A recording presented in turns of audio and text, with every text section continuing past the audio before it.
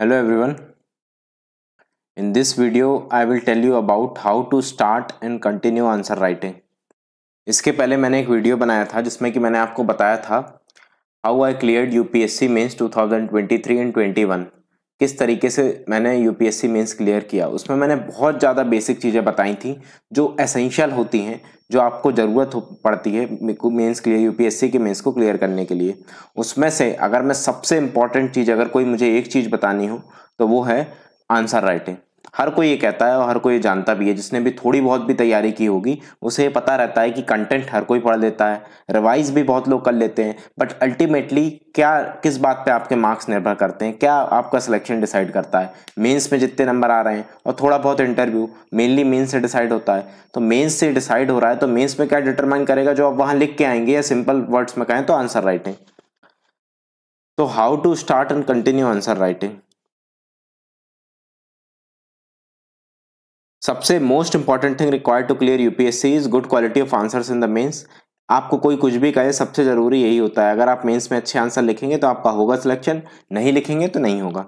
और unlike prelims, mains काफी predictable होता है। मेहनत ज्यादा लगती है मेंस में, बट प्रिडिक्टेबल होता है। यानी कि अगर आपने बहुत मेहनत की है, अच्छे से तैयारी की है, आंसर आपके अच्छे लिख पा रहे हैं आप मॉक्स में, या आप खुद लिख रहे हैं तो आपको एहसास हो रहा है कि आप अच्छे लिख पा रहे हैं, तो डेफिनेटली आपके हाई चांसेस होंगे सिलेक्शन के।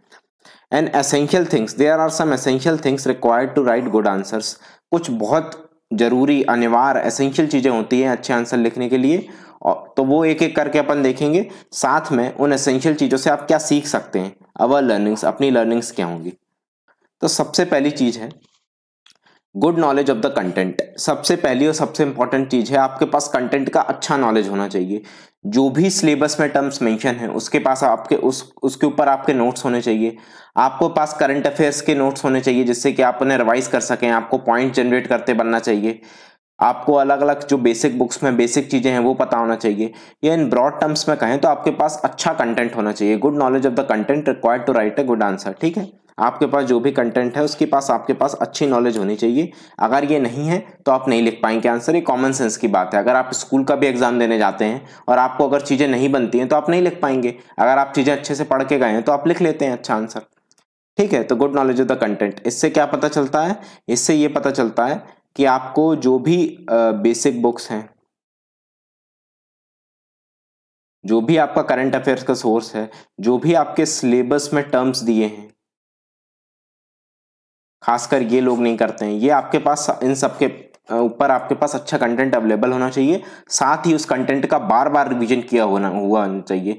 बहुत से लोग आंसर लिखना शुरू कर देते हैं, बट वो क्या सोचते हैं अंत में कि यार मैं लिख नहीं पा रहा हूं। एक बार आपने कोई भी चीज पढ़ी, फिर आपने क्वेश्चन देखा, फिर यार मैं लिख नहीं पा रहा हूं, तो छोड़ देते हैं। ऐसा नहीं होता। आपको उस कंटेंट को बार बार रिवाइज करना पड़ेगा, तभी उसके साथ ही आपका आंसर रिफाइन होते जाएगा। शुरू में आप बेकार लिखेंगे, बट जैसे जैसे आपको कंटेंट की क्लैरिटी बढ़ती जाएगी आपके आंसर्स भी इंप्रूव होने लगेंगे। Then have value addition material. Content के बाद एक और चीज आ जाती है जो कंटेंट का ही पार्ट कह सकते हैं, वैल्यू एडेड मटेरियल।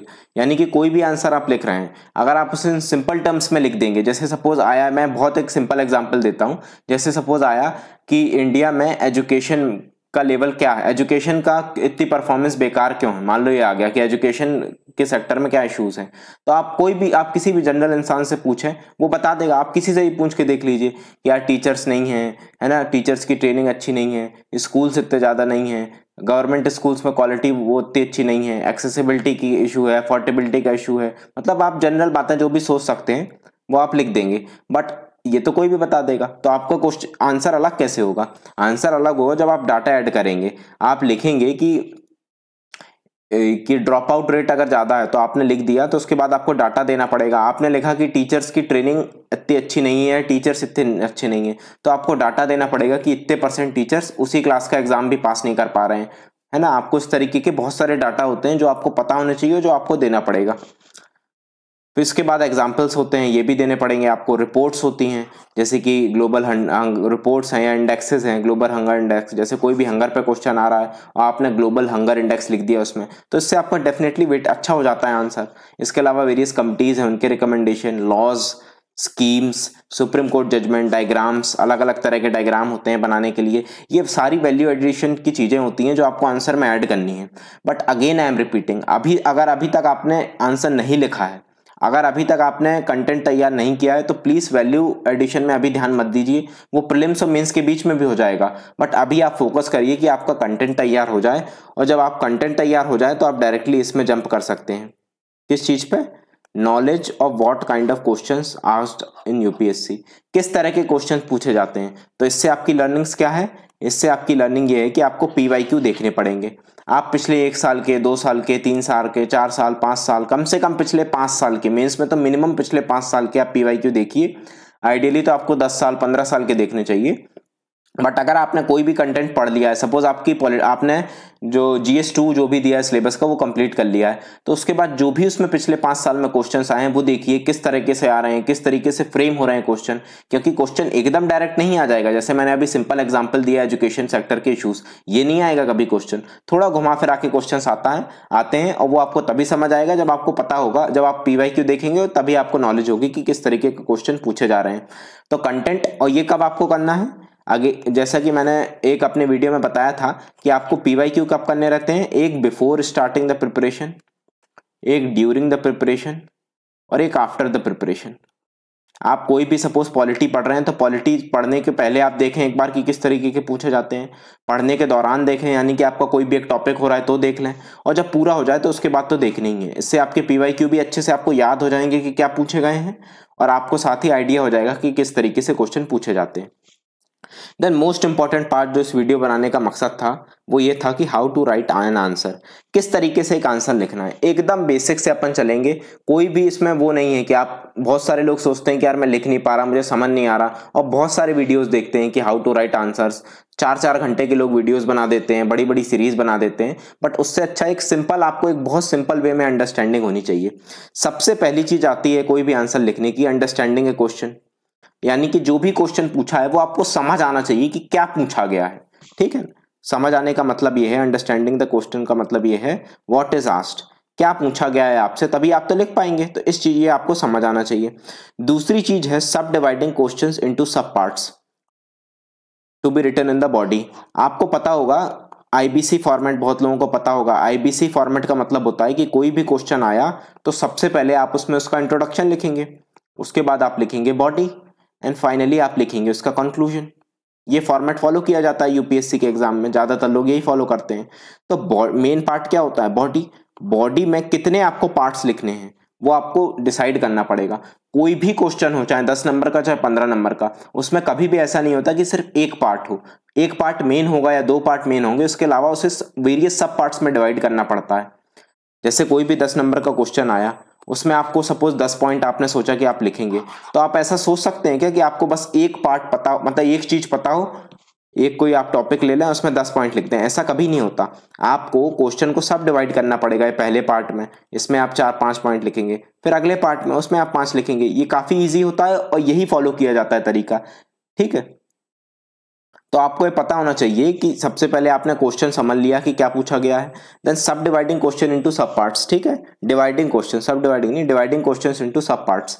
कोई भी क्वेश्चन है उसमें क्या क्या पूछा गया है वो सारी चीजें आपको एड्रेस करनी पड़ेंगी। आपने कुछ मिस कर दिया तो आपको नंबर नहीं मिलेंगे उसके। Then writing introduction and conclusion. Introduction and conclusion भी बहुत जरूरी होता है।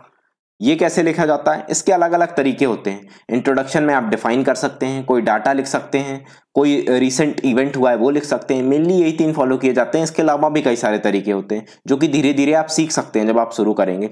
इनिशियली आप ये दिमाग में रखें कि आप किसी भी, कोई भी आया है तो कोई भी क्वेश्चन है तो उसे डिफाइन कर सकते हैं। कोई डाटा या फैक्ट है, कोई इंडेक्स है, रिपोर्ट है, वो लिख सकते हैं।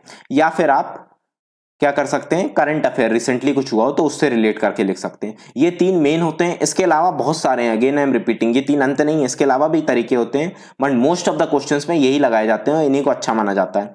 देन कंक्लूजन लिखना है। कंक्लूजन में आप एक वे फॉरवर्ड की तरह लिख सकते हैं कि आगे क्या करना है या किस चीज की नीड है, या आप किसी भी ऑप्टिमिस्टिक नोट में, पॉजिटिव नोट में खत्म कर सकते हैं। ये आप धीरे धीरे लिखेंगे तो आप सीखेंगे।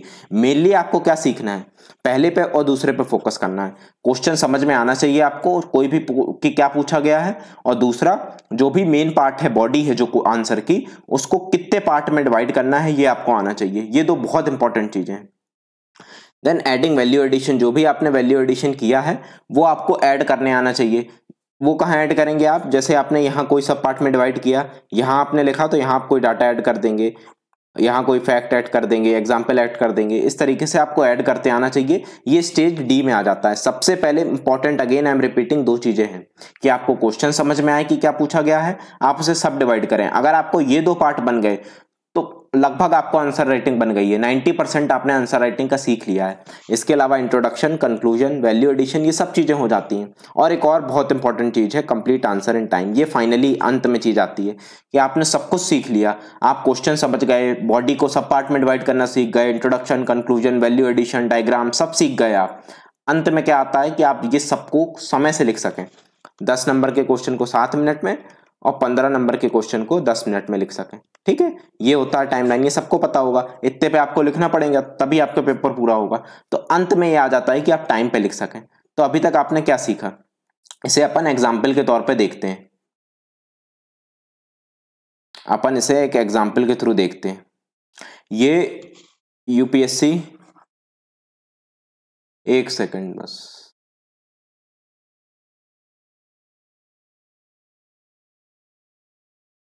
ये 2023 का मेंस का पेपर है, GS2 का। ठीक है, जिसने नहीं भी अभी एकदम शुरू किया आंसर राइटिंग, उसके लिए भी रिलेवेंट होगा। मैं एग्जाम्पल के तौर पर बता रहा हूं जो अभी मैंने आपको समझाया।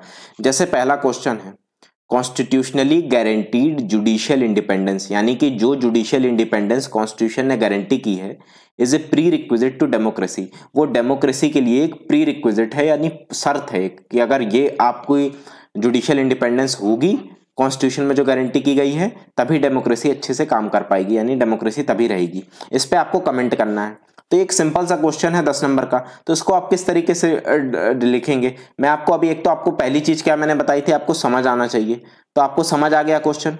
दूसरी चीज, आपको सब पार्ट में डिवाइड करना चाहिए। यही दो चीजें अभी अपन देखेंगे, क्योंकि यही दो चीजें मेन होती हैं। अगर आप ये सीख गए तो बाकी सब सीख जाएंगे। सब पार्ट में क्या डिवाइड करना है, इसमें क्लियरली दो सब पार्ट है। एक है constitutionally guaranteed judicial independence and दूसरा प्री रिक्विजिट टू डेमोक्रेसी। तो यहां पास आपको पहले बताना पड़ेगा कि कॉन्स्टिट्यूशन में किस तरीके से जुडिशियल इंडिपेंडेंस गारंटी की गई है। उसके आपको प्रोविजंस या जो भी आर्टिकल हैं आपको जो याद आ रहे हैं, जिस भी तरीके से गारंटी की गई है वो लिखना पड़ेगा। ये आपको लक्ष्मीकांत में मिल जाएगा, किसी ने भी लक्ष्मीकांत अगर पढ़ी होगी उसमें क्लियर कर दिया है। और उसके बाद आपको इसे रिलेट करना पड़ेगा that how is it prerequisite to democracy. ठीक है, ये दो पार्ट हैं। तो इसको आपको बॉडी जब भी लिखेंगे तो पहले पार्ट में आप ये लिखेंगे कि how judiciary is guaranteeing the constitution, how constitution is guaranteeing the judicial independence, ये पहला पार्ट है। और अगला पार्ट है how is it prerequisite to democracy. एक सेकेंड,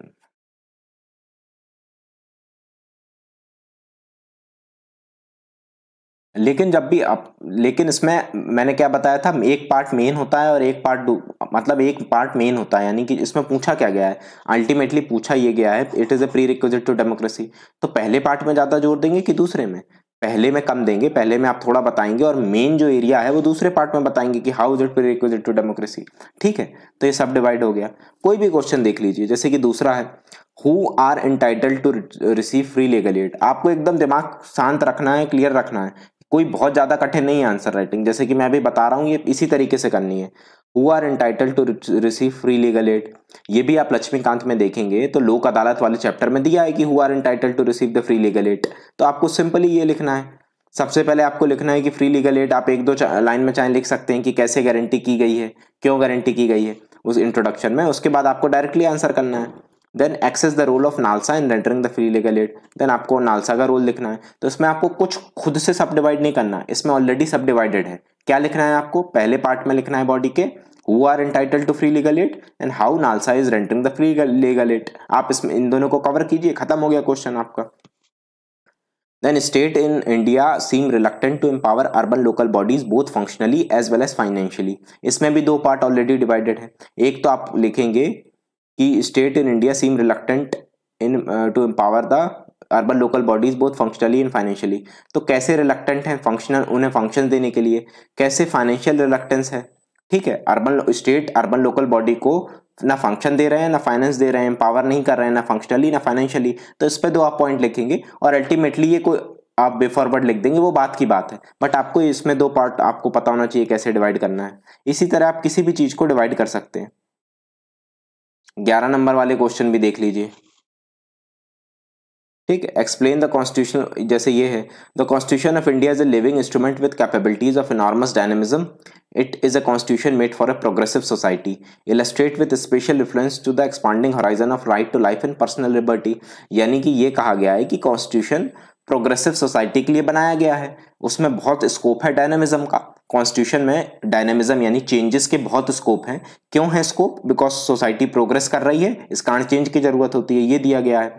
और आपको इसको बताना है x with reference to expanding horizon of right to life and personal liberty. ये भी लक्ष्मीकांत में दिया हुआ है कि कैसे राइट टू लाइफ और पर्सनल लिबर्टी धीरे धीरे बढ़ती जा रही है, कैसे वेरियस केसेस हुए, है ना, कैसे इसे आगे बढ़ाया गया। तो ये आपको सिंपल लिखना है कि कैसे कॉन्स्टिट्यूशन में अमेंडमेंट हुए, कैसे वेरियस सुप्रीम कोर्ट के जजमेंट्स आए, ये सारे आपको लिखना है, और कैसे right to life and personal liberty expand हुई।